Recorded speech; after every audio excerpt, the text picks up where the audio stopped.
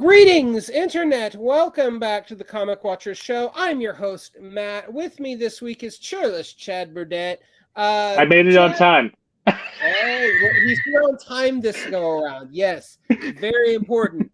No tardiness is allowed. So this week, we are here to talk about the graphic novel adaptation of Edmund White's seminal gay queer, I guess I should say, to correct myself a little bit there. Queer autobiography, A Boy's Own Story. It came out January 3rd from Top Shelf Press. I am here with Brian Alessandro, Michael Carroll, and Igor Karash. Gentlemen, thank you so much for dropping in on us. Thank you, Matt and Chad. We're honored to be here for tonight. inviting us. Yeah, absolutely. I mean, we were talking a little bit before we began recording what an iconic novel A Boy's Own Story is. It turned 40 last year. So wow, right? Yep. And of course, Edmund White himself, literary giant in not just literary circles, but or not just queer circles, of course, but in literature in and of itself. But for those who are not familiar with Edmund or A Boy's Own Story, can you guys kind of break down what this book is about? Brian. Michael. I said Michael because Michael is, of course, Ed's husband, and he's lived with him for 20 plus years, so he's got the greatest insight. But I've been friends with Ed and Michael for 6 years exactly this month. We met in January 2017. A Boy's Own Story, when it was published in 1982, was groundbreaking for a lot of reasons, and I think Michael can speak more deeply and eloquently to them. But what I can say is it was really the first of its kind. It is a novel, though it is deeply autobiographical. I guess we would call it autofiction, in that there are a lot of very personal memoir-esque elements in the book, in the fictional story, which is what the book is. It's a coming-of-age story in the 1950s. And, you know, the young man who comes of age happens to be gay in a time when it was very dangerous and frightening and difficult to be gay and to come out, the very oppressive 1950s. We did something a little bit different with our graphic novel. We integrated elements from Ed's life beyond his boyhood in the 1950s. We brought it into the 60s, the 70s, and the 80s. We also looked at the Stonewall Uprising and gay liberation of the 70s. We looked at the AIDS epidemic of the 1980s. And the story ends with our protagonist, who we named Eddie, because the book doesn't have he's not named in the novel. We named him Eddie after Ed. Ends in 1990 when he turns 50, living in Paris. So, Michael, do you want to expand on that? Well, I think part of what Brian was going for when he made the suggestion that we would flash forward into other parts of Ed's life, Ed touched on in the interview in Interview Magazine that Brian conducted with us. And Ed just very freely said, well, I wrote the first gay travel log, and I wrote the gay sex guide, and I wrote the so, like, we're just honoring his self-wish that he should be so exalted. And so yeah, we're along for the ride. I mean, he was a little bit taken aback by the way it turned out and thought it was really gorgeous, but I don't think he wanted it to be a little bit quieter in the way it depicted things, but it's not a very quiet era, and we wanted to amplify whatever accomplishments that he managed to pull off in the last, I don't know, 6 decades or so. Yeah. Well, and what a time, you know, to be a gay young man coming of age, right? I mean, born in 1940, a young man in the 50s, and then all of a sudden we get to 1969 and have Stonewall, and in the 70s, and of course we get to the 80s with we get to the AIDS crisis in the 80s, and I mean, it's just like one milestone after another. Oh, go ahead. Matt, I'm sorry. Matt, that's what I really wanted to do too. I wanted to tell the story, kind of an epic story of the second half of the 20th century, those 5 decades that encompass so much, and through the lens of Edmund White, who lived through all of it. So it was a great opportunity to do that. Now, I want to get into the actual craft of adaptation, but just for my own clarification, when you're incorporating the other subsequent decades into this graphic novel, are you pulling specifically from The Beautiful Room is Empty and The Farewell Symphony, which were the second and third books in Edmund's trilogy? Because I know Ed so well, and because he talks about himself so much in the best possible way, he talks about his experiences in his past and his lives, plural, and that was the title of one of his memoirs, My Lives. I was able to just cull experiences that he had and integrate them into the book. So I didn't draw from any other texts directly per se. It was just his life experiences that he would share with me over dinner that I would just remember and take notes on, which he also ended up obviously subsequently putting into a lot of his books. So everything he writes is so, not everything, but a good deal of it is very, autobiographical. Sure. Chad, jump on in. Oh, I was just wanted to bring, Igor in and about, as doing the art, how how was your interaction with the two guys writing? Yeah, I can add to the whole experience because I was brought to the process at much later kind of stages where script was already kind of really flourished and kind of developed to full very impressive form, and that actually made a lot of impression on me because when I was brought, I was reading script differently, and it was, the best quality of script, it's where you forgetting that you're reading script and you start to see it almost like a movie, and that would happen to me. And I like complexity of the story, and I'm I just fell in love with this interesting idea, and the struggling part and a little bit unexpected because I'm coming from straight world in this story that is really deeply rooted in all the drama and misunderstanding a lot of times, right? And even in this beginning of 21st century, there's a lot of bias and a lot of misconception about what it is being gay. So for me, altogether, it was basically a wonderful experience in terms of educate myself even deeper, and plus was great artistic experimentation on many levels, because like I said, it was challenging theme.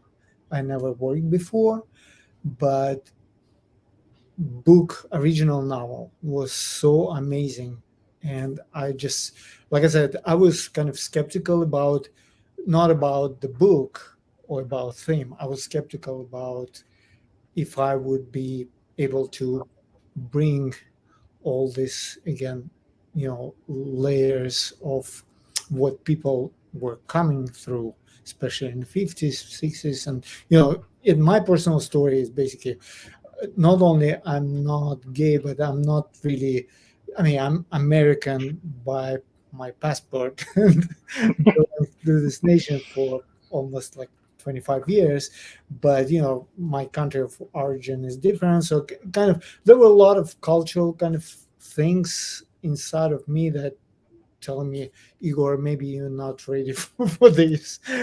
But but at the same time, I felt like, hey, this book is so amazing because I loved the story itself. I love the level of how it's written. It's a great literature, and basically in the end, it came out okay. Can I add to that something interesting? Oh, go ahead, Michael. You go ahead. Go ahead. No, you go ahead and add it. Go ahead. So we started the project in the spring of 2017. Igor didn't come on until the spring of 2019. So we had spent, the first year was just dealing with the rights issues with the lawyers at the publishing houses. But the second year was all about working with other artists. There were 2 or 3 other artists, all of whom were self-identified as LGBTQ, who ended up leaving the project because they were squeamish about some of the elements in the literature. And then here we have this, as Igor calls himself, a straight guy from the former Soviet Union who has no qualms at all about tackling this very racy material head on. And I thought it was a very interesting irony that this is the grouping that we ended up with. And I'm very grateful because it's the happiest collaboration I've ever experienced. Yeah, it was amazing collaboration. Actually, that was also really great part of this process, because it was just so smooth and built on trust, understanding, and mutual kind of. So when you Igor, did you read the novel before you read the script? I never asked. You know what? I started reading. First I started reading the script, and I loved everything what was there, but almost immediately I felt like, yes, I have to read the book, because I felt like I would probably better understand where you're going with deeper understanding, of the original. And that's where I kind of almost like, kind of leave script aside for a little time. I ordered the book right away. Next day we talk for the first time. Ordered the book. And like I said, it was like, really, I read it in like few nights. It was, it's not a huge book really, like under 100 pages maybe, or something around that. But I love the writing, and like I said, like Ed was saying in his, in your latest interview on Interview Magazine, he said like, yeah, I was surprised it was well written. It's an amazing book. Yeah. Igor, were you able to visualize just from reading Ed's prose what it might look like? Did it suggest itself to shades and colors and hues? A lot of things came almost not immediately, but it's a process definitely. But some colors, really mysterious green from that Lake Michigan, and some basically Midwest, the other happy part, and basically were able to kind of bring me to the thing, because I live in Midwest and in St. Louis, and been traveled to Chicago. So basically close proximity to the areas that described in the book. And so kind of, and I like, local architecture and all this feel of this kind of cities. They're all a little different. Cincinnati and St. Louis and Chicago each has its own character, but there's some kind of threads that kind of bring them all together. And that's, I'm talking about color of red brick and some other things. So it's kind of, it took a little bit of research, a little bit of, kind of collecting some visual material, some references, but a lot of it came from the book, and definitely language of the book, and a lot of references that Ed is plugging into the book.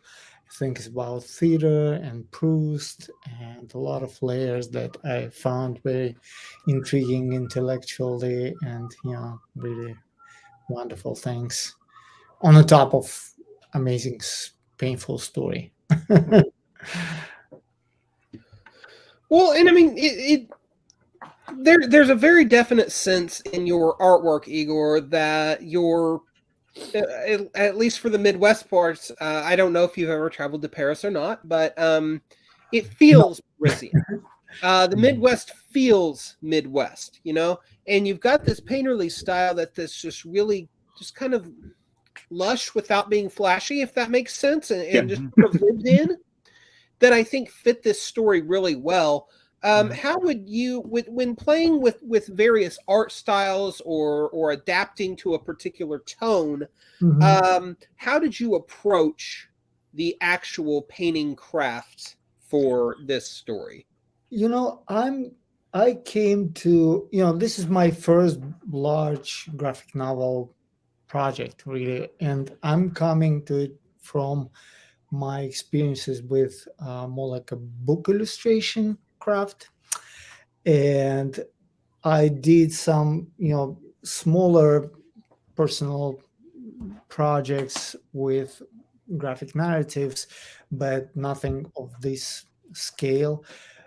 But whatever I do actually in design, and I did some theater stage designs or any book illustration, I think of my professional kind of attitude and just a kind of trying to tackle project from the point of developing unique visual language for the project. And many people, and it's a still big philosophical and big professional question, and there's a little bit of ethics and marketing, everything comes together. A lot of illustrators could wonderfully making things theirs, and kind of create incredible ownership by introducing the same style to many of their projects, and that becomes beautiful things on its own. But this is not who I am and how I do things. I'm kind of trying to not completely go away in the shadows as illustrator, but I'm trying to kind of deliver that unique language, visual language that would suit story. And again, I'm not that kind of capable of producing any style, any possible thing, but at least I'm trying kind of to find certain variations within my capabilities and produce something that feels unique to the project and fits the language, story, and that's from where I was coming from. And do you work? Very capable. And do you, sorry, go ahead. I was going to say, I was going to ask if if for this project, did you work digitally, or was it? Yes. With it was pretty much digital work. You can't tell. It looks like you actually painted it. But modern technology. Again, I'm fairly, not old, but been to this world for a certain period of time. And you're of a particular vintage. We'll put it that. And I'm coming from traditional world of producing image art, and I've been trained in my school in Ukraine back in my old days, with materials that were available to us: watercolors, tempera, gouaches, whatever, and all the drawing, painting techniques. And for a long time, I was really strong proponent of doing things traditionally, no digital applications, whatever. But digital applications weren't at the point where you feel like you can be engaged as an artist fully as you do things traditionally. And now with these tablets of this large size, like you see on my desk, it's just a amazing tool that allows you to be yourself, but doing things 3 times faster from quick sketch, because it has basically not this tablet, but Photoshop programs I use. They have like hundreds and hundreds pre-designed brushes that I can mimic my own ways of doing things with pencil, charcoals, watercolors, any possible medium, and then not to be afraid to make a mistake that is hard to came back from and delete certain image. So it kind of gives you more power in terms of composition, changing scale of things and moving things around. Helped me tremendously. honestly would say that I'm not a great portraitist, and with graphic novel, I was really afraid of how I would be able to draw the same faces, the same characters all over the book. And again, some digital application would help me to do that, because I would able to copy, certain drawn elements from one panel to another, change angle a little, but then change mimic, change the, you know, lighting, and change certain things. But that would help me with consistency, basically. Oh, can I ask you a question? Sure. What was the fastest that an image came together for you? Like, what was your most inspired coming together of a moment of an image?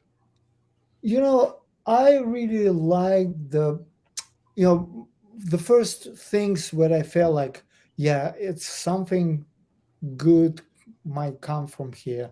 When I drew sketch of the cover, and you probably remember that moment, because I sent to you and Ryan almost immediately few kind of what I call entry into the book. Remember that it's sort of like a landscape idea on the cover, Right. advertising board, and then a few pages where you kind of getting closer to these windows of the town and see inside. That's where I felt like, yeah, we're probably into something. Yeah, you really captured a mood with all of that. Yeah, that where I kind of felt like, yeah, it's probably the direction we want to go. Matt and Chad, I'm such a fan of Igor's work that I was lucky enough to get him to paint the cover of my new novel that's coming out. That was so it was a real gift to me. Thank you again for that, Igor. Yeah. So back to Brian and Michael. So I was always enough of that art,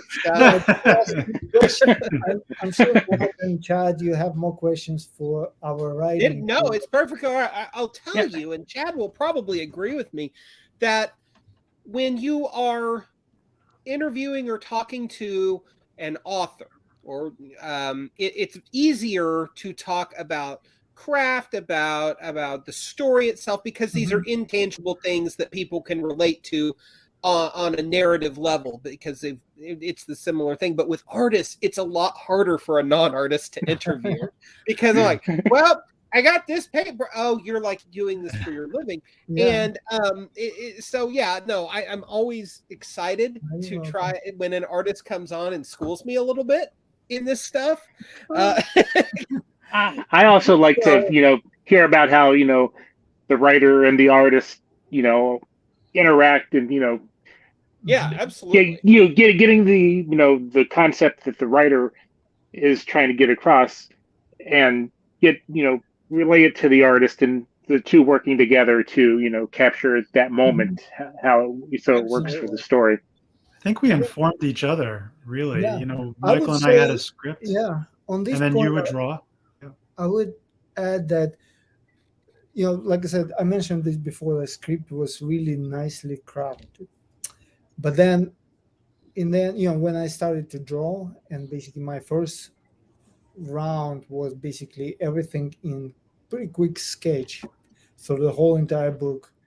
And that's where I realized that maybe, in certain moments of the book, it needs a little maybe better connectivity in terms of visuals, not because, one thing is when you think about written text and how it works on you perfectly. But when you start to draw, sometimes you feel like, maybe this scene needs a little bit of continuation.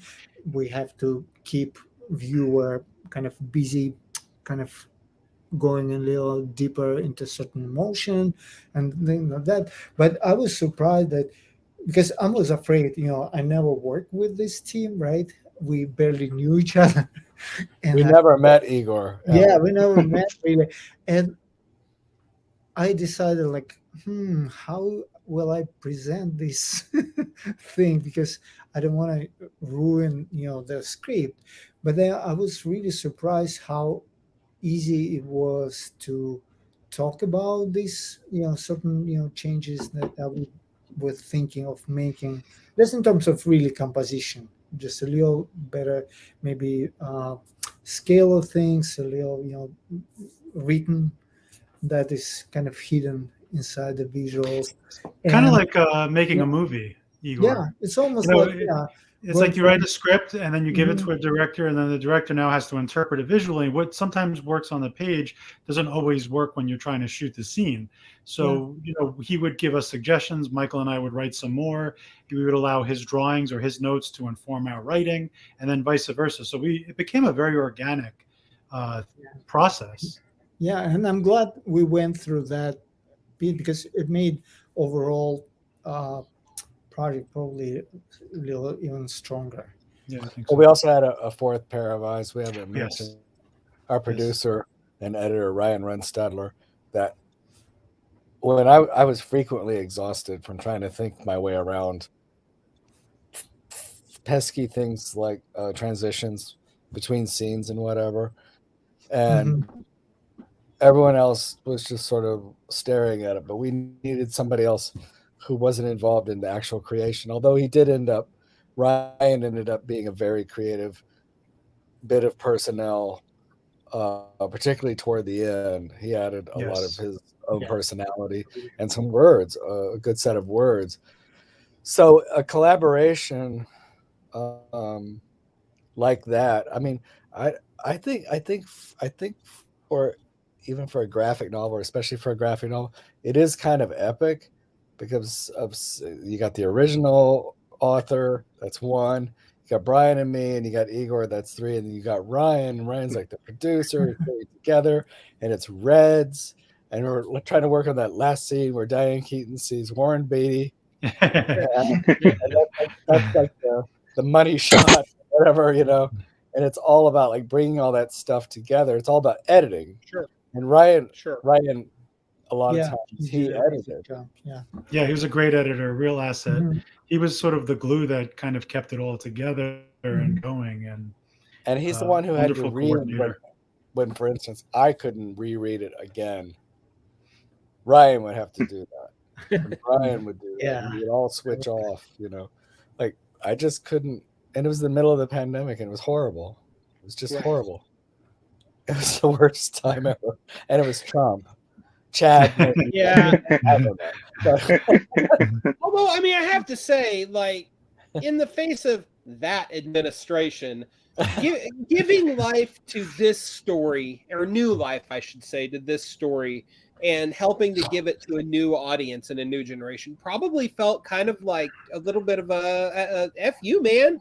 Yeah, pushback for sure. We're not going anywhere. Yeah. It was galvanizing. Yeah. I mean, in all modesty, that's the word I'm looking for. You're the literary critic, Brian. I'll let you pick my words. But let's go back just a little bit. I'd like to talk about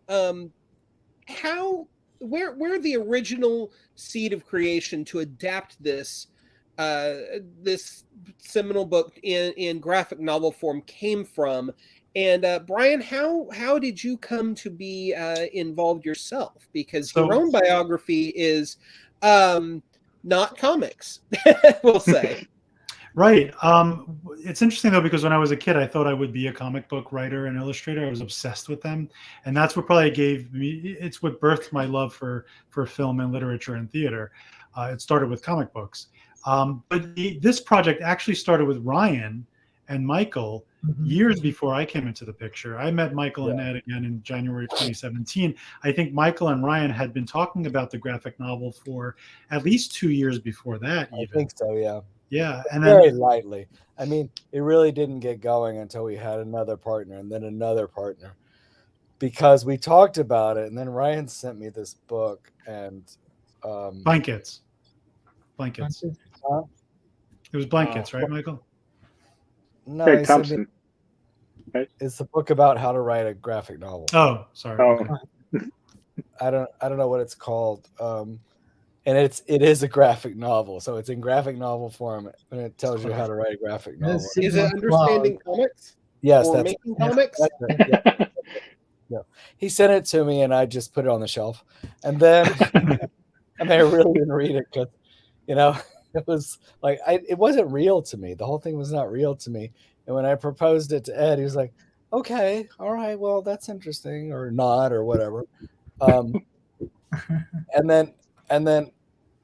then Brian asked if he could like come on board and collaborate, and I was like, I guess I have to talk to Ryan about that.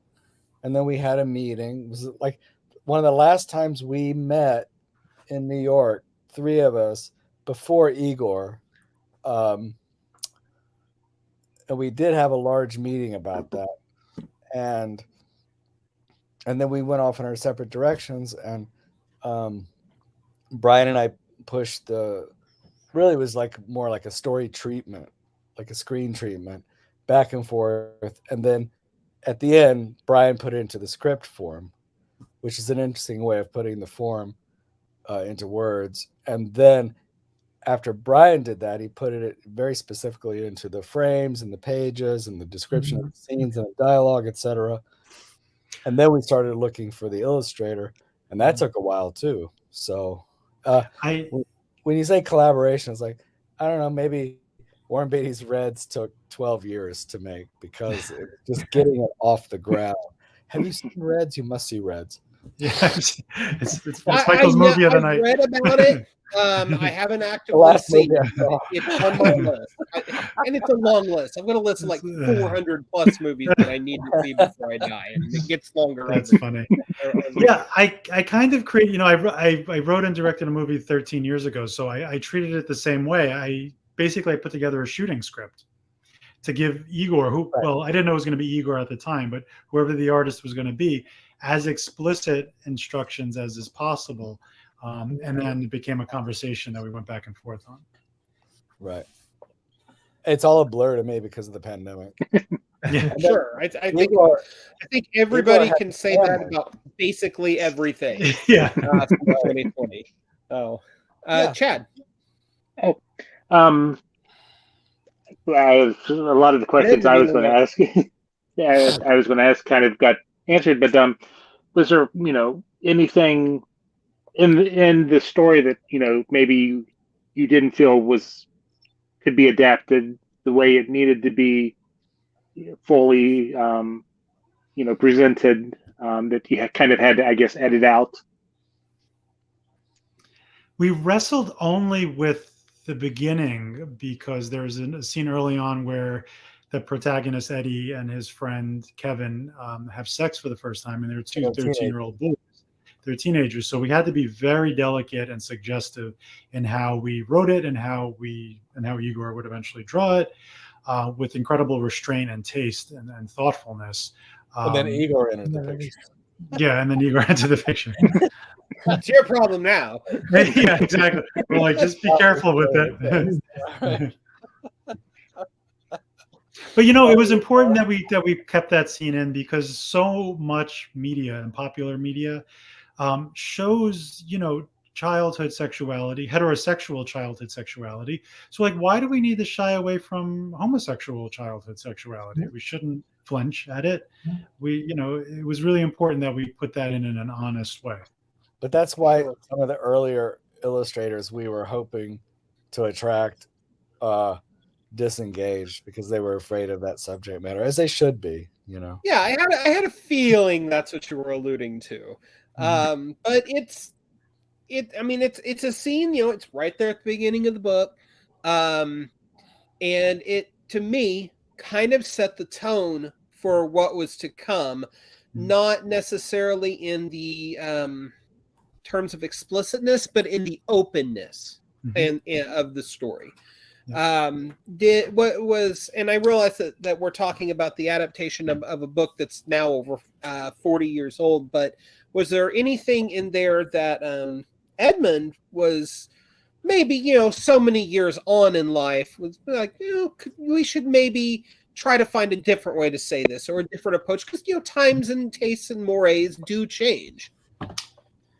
No, right, Michael? I don't think so. Ed has never read an Edmund White book that he hasn't loved. So I'm totally stumped there. From artistic perspective, I was thinking, remember we had this brief conversation about how to create this visual language that kind of goes with the story. And when I read the book, I was really impressed by this almost like brutal honesty. Because imagine, like, who would be able to write about your own early sexual exploitation and stories in the book? Normally it's like maybe not even, maybe not taboo, but kind of people usually keeping to themselves.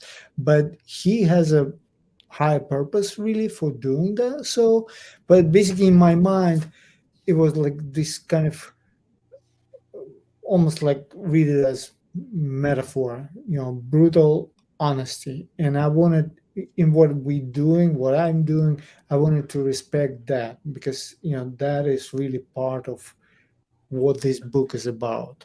And it's pretty universal, because I remember I was really impressed by things that Ed himself was getting letters from all over the world, really.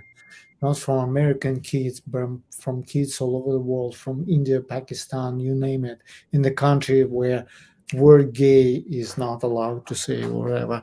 And they would say, yes, that's exactly what happened to me. This is exactly what happened to me. I grew up in Soviet Union, and not that I went through similar experience, but basically every person on this planet, gay, straight, girl, boy, whatever, we go with certain age of uncertainty and questions, whereabouts about your sexual belongings, your kind of your early experimentation, your relations, and everything that Ed was able to put in such a beautiful, almost poetic text. And that's really what was holding probably Brian and Michael together in doing so. And when I came to picture, I was trying to picture that basically. Well, I mean, Brian and I had to interpret a lot from the original text. Brian and I had to create entire scenes that didn't exist in the book, that were alluded to in a sentence or a topic sentence of a paragraph, which didn't have a physical description or even dialogue usually. So we had to interpret based on what we knew of the period from, watching films and reading books about the period, using words like, I don't know if it ended up in the book, but words like gosh or golly or something like that, stuff that, we would draw from the quiver of arrows. And then furthermore, a Russian illustrator interpreted the Midwest, which thank God you live in the Midwest, Igor. Yeah, it helps. Red brick in St. Louis, I think, alone probably helped, because actually the book is clad in red brick. Yeah. Red brick it's like a shame curtain, that, so there was a great deal of interpretation, but I still feel, despite all of the work that we did and some of the aesthetic additions and rejiggings that Brian did, it still feels like the original story. And I think he sort of does too. Ed does, I think. Yeah. I suppose if Edmund is pleased with the final result, you must have done something right. But there's more layers and nuance to this story than just coming out and realizing that you're gay in an extremely conservative time. There's also the family dynamics that make this story pretty compelling and unique. Edmund's relationship with his father is very different than, and in some ways perhaps scandalous or shocking even, but it seems to me that there's a lot to unpack there, and I wondered how you guys felt trying to unpack this obviously very personal cornerstone of well, Michael, your husband's life, in a way that felt like it honored the source material and didn't maybe turn people away from the story, because there's some insinuations there in terms of the dynamic. Really quick about that. Yeah. First of all, Ed had a series of shrinks. Mhm. I think eight shrinks over the course, and he asked for them. He wanted them. Yeah. He wanted it turned straight and so on. But he was just finishing therapy really when he started writing A Boy's Own Story, which would be his third novel. And it really happened because his father died. That's when he decided. And Brian put that in at the beginning, that this Proustian idea of his father's cigar creating memories, although it happened in New York and not Paris, but I mean, Paris. So,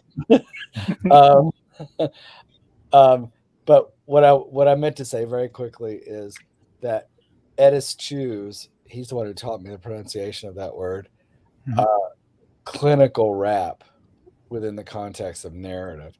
So he would not say, I was improperly weaned. He would say weaned, but he wouldn't say, he wouldn't use clinical terms from child psychology or object relations or anything like that. And that's important because I think the temptation for a lot of interpreters, meaning screenwriters or whatever, would be to say, well, one thing we've learned from modern psychology is, and he doesn't do any of that. He would not permit any of that. So if nothing else, we succeeded in avoiding that, And that was, my background is in clinical psychology, and I taught it and I practiced, and I was really, I can use the words because I'm not using them in the book, but I was really compelled by the sort of Freudian qualities and also the very sort of. We never talked about that. It's more Jungian because of. It's Jungian, it's Freudian, but there's there's that element of the attraction to the parent that's evident in the book, and for me, it was an opportunity to explore childhood psychology and also memory. Right. Yeah. The scene that, maybe I'm just a slow learner or slow to pick up on things, but yeah, the scene that really caught me was, Eddie, your father's awake. Go give him a massage. Yeah. Wait, what? Yeah. Yeah, that definitely caught me off guard, but it says a lot. And there's also a little bit of classicism happening because his father's, a successful businessman. He presents at least as very well-to-do. How much of Eddie's story is impacted by class? Do you want to start, Mike? Well, he wants to go to a prep school, and his father is perfectly happy for him to keep attending public school, which in fact is a very good public school. Mm-hmm. Evanston High School in Illinois at the time was very good progressive high school, but Ed and Eddie wanted to go off to a boys' school. He told his father, in order to become straight, he needed the company of more boys because he was surrounded by women where he was, his sister and his mom. Mm-hmm. So back to the thing about class. So he's worried about class because I know from talking to Ed, he always had the shabbiest coat in prep school. Always had the shabbiest clothes. And his mother was always warning that the father would cut them off if do the right thing. So class is very important, but it was super important in the period. I think everything was much clearer, like who belonged to what class. African American would never be in that class. And through that, shining through that, I believe, is some of the work that Brian did and Brian and I did, and then ultimately what Igor did, which is to show the breakdown of those distinctions through, I don't want to say lens, but gay life. Just gay life breaks that down in terms of like, oh, okay, well, why don't you come along? Let's do something. And ultimately, by the time Eddie gets to New York City, he's living in like really crappy circumstances, and he doesn't care because he's in New York. He's in the capital of American Bohemia. Bohemian life. Yeah, in the 60s, no less. Yeah. And so much of his boyhood in the 50s was about, as the 50s were, presentiment and the facade. And Igor's work, Igor makes Greenwich Village look and feel like Greenwich Village, kind of damp and dark. I don't know how I did that. I don't know, man. I don't know.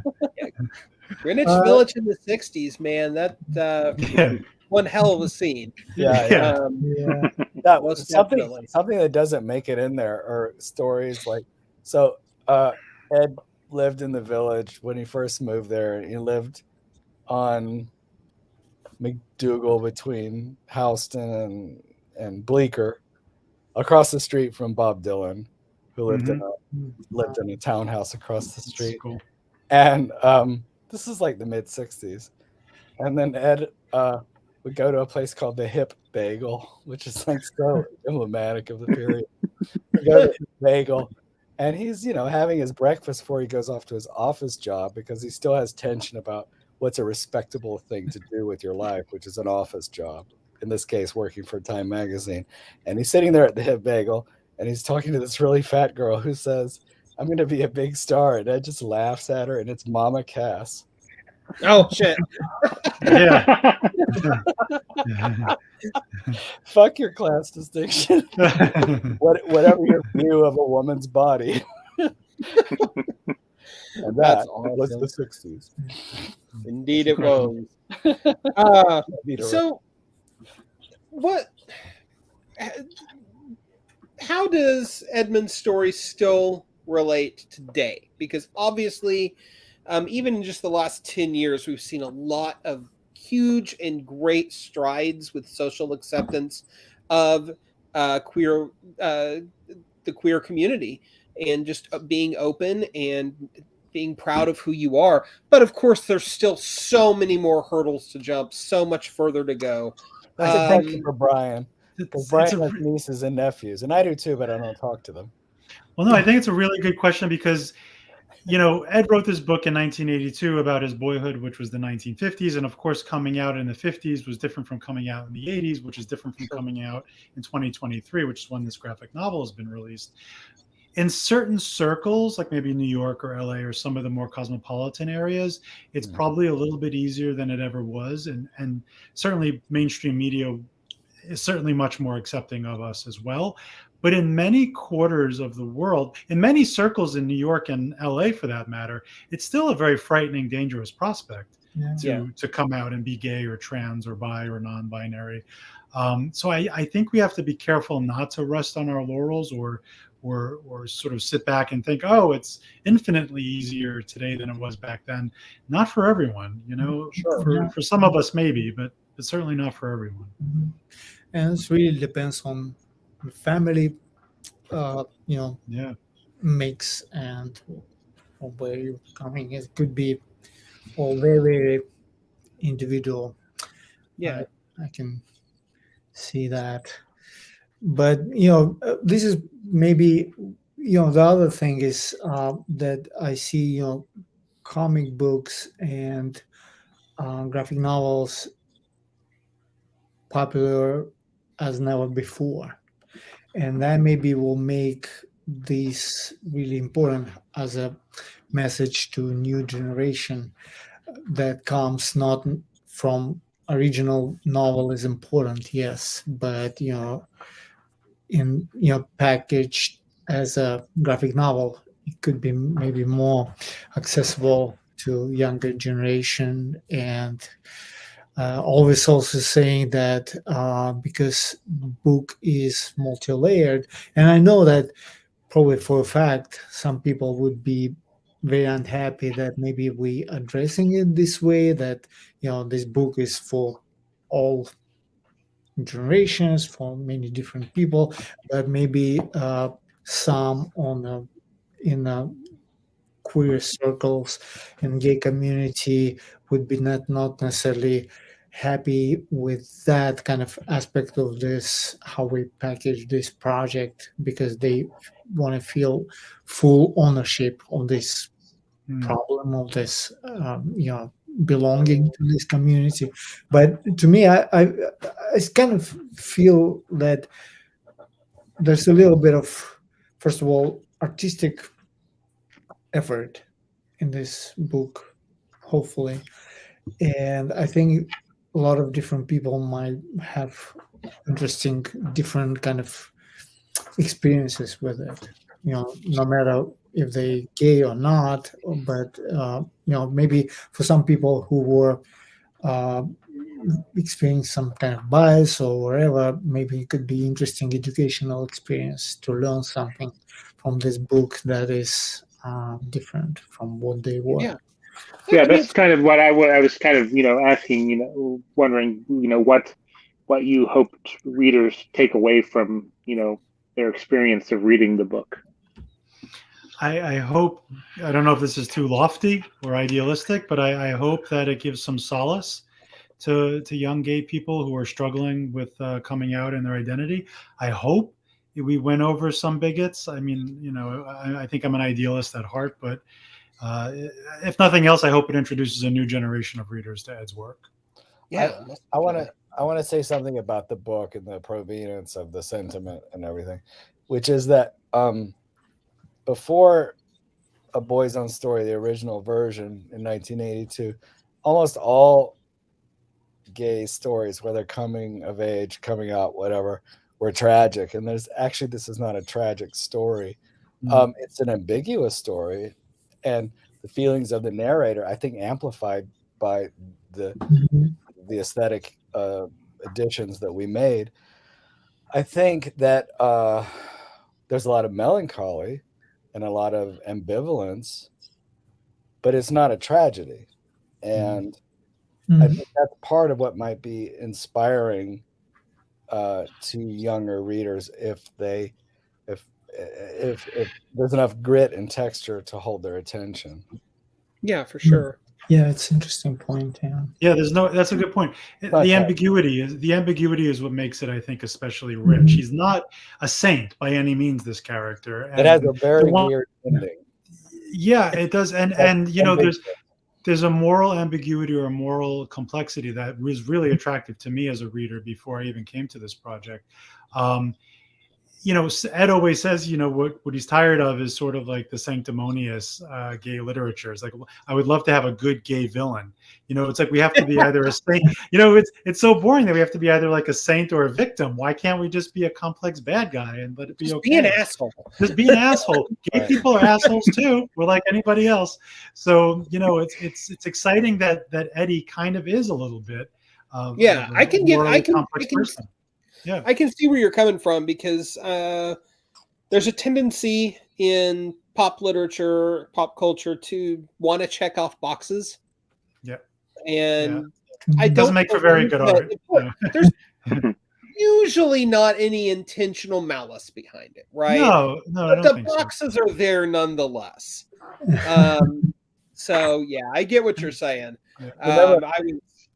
I was really excited because a couple months back, Marvel introduced a gay multiverse Spider-Man from another world. And I was like, oh, wow, that's really cool. That's a great idea. And then, as soon as they introduced him, it's like, oh, he works in the fashion industry. And, oh, he's always fretting about being late. And it's, come on, you can do better. Tired. Yeah. But guys, we are coming down to the end of our hour. Did you guys have any final thoughts on this project and this story that we haven't touched upon yet that you'd like to reflect on or share? I think I'm exhausted from it. I think we hit all of them. Yeah. But I do think ambiguity is an important point. I think your best stories have it. Like the end of The Graduate, Do you remember the end of The Graduate? It's like of course. Cute, kicky, bohemian romance, and then it ends on a very not sour note, but a very uncertain note. Yeah. The first time I ever heard the phrase graphic novel, when I never read comic books, unlike Brian and Igor and people, was when Frank Miller's Dark Knight came out, and I was reading actual reviews of a comic book. Yeah, talking about it's dark and he's uncertain and all this kind of stuff. And I think that's kind of what we're bringing to the form of, I mean, there are hundreds of titles every year, the LGBTQ plus 1A category. We're currently sitting at number 9 on the Amazon scale of 100 top ones. And That's pretty cool. Yeah. Pretty nice. My hats off to you guys. Congratulations for that. Thank you. It means a lot. Yeah, it does. Yeah. So that's but yeah. So we'll see how it's gonna. Guys, what is next? Igor, what's your next project looking like? I'm kind of working on another graphic novel, which I was working on when I was introduced to Michael and Brian and Ryan, and this is sort of like another story. It's a World War II themed story that was written by Luba Stashevsky, who introduced me to Tim. Yeah. And basically, it's very, like I said, you see, it's a very different visual language, and so all black and white. And I'm sorry, I can't. What is the name of it? I can't. Victor. Victor. Okay. Victor, soldier story, and it's an interesting thing that I live on Victor Street. It's all kismet. It's all kismet. Absolutely. But speaking of kismet, Matt and Chad, very quickly, he mentioned the author of that book is Luba Ostashevsky. I worked with Luba 5 years ago at a charter school in the South Bronx. She and I became friends. I expressed to her how frustrated I was that we couldn't find an artist. She introduced me to Igor. There it is. So we owe everything to Luba. So basically, now I'm working. There's never any more anything to talk about. Brian, how about you, man? What's next on your agenda? So I have a novel coming out in April called Performer Non Grata by Rebel Satori Press. Igor painted the cover for me. And it's about a really insecure investment banker who moves his family to Spain to buy his way into bullfighting, to prove his manhood, and creates one disaster after another for himself, his wife, his son, and the Spanish matador who enters their marriage. It's a cautionary tale about how dangerous insecurity could be, and it's a satire on American exceptionalism. I'm very excited for people to read it. I kind of want to read that like right now. I'll send you a copy. Maybe I can come back and we can talk about it. I would, you know what? I would love that, Brian. Yeah. When does that novel due out? Do we have any sort of release date yet? April 14th. April 14th. Awesome, man. Awesome. My best to you in that. Thank you. And Michael, how about you and Ed? Ed's got a novel coming out in May called The Humble Lover, and he finished 2 weeks ago a novel. Really? He's so prolific. He's always writing. I have to, my hat's off. I mean, he's not a young man anymore. He churns them out. And he's just cranking these books out. That's amazing. And he's doing the best writing, I think, of his career, honestly, right now. Yep. Yeah, I think so.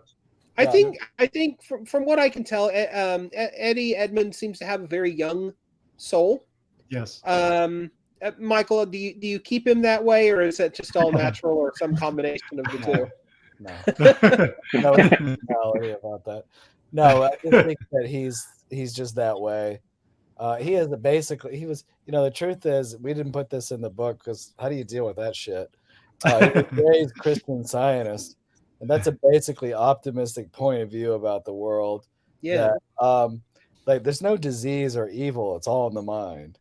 So if there's anything going on with your life, you might check yourself and see what you're doing to make it seem so bad or whatever. And he stopped drinking in 1982, I think, around the time he finished A Boy's Own Story. And, all the people who quit drinking at the time would look at each other and say, yeah, did you tell that guy that if your life seems so bad, if you're so unhappy, just quit drinking and see how you feel about life then, it's kind of like mind over matter thing. Yeah. Is actually very pertinent to now because almost every idiot I know talks like that. More on this weekend. The self-help But you know what? culture. Yeah. We're doing all. There are no accidents. Everything happens for a purpose. You know, Yeah. it's like no wonder we had Donald Trump. You know, I mean, Oh my God. Listen, that's a whole other episode, my friend. everything happens for a purpose. Really? You're fucking kidding me? World War II. You know, total accident? Nope. Well, Michael, Carroll, Brian, Alessandro, Igor Karash, thank you guys so much for spending thank you. with us. Thank you, Chad and Matt. Thank you. Yeah, Matt. absolutely. It's been our honor. The graphic novel from Top Shelf is an adaptation of Edmund White's A Boy's Own Story. It is on sale now, and it is fantastic. Go ask your local comic book store to order it for you, because I'm sure they would be glad to do so. So until next time, I'm Matt. This is Chad. This is the Comic Watcher Show. And go out there and support your local comic book store. Read something cool. And above all else, don't be a dick. Thank you kindly. Yes, thank you. And we'll see you next Happy time. birthday, Ed.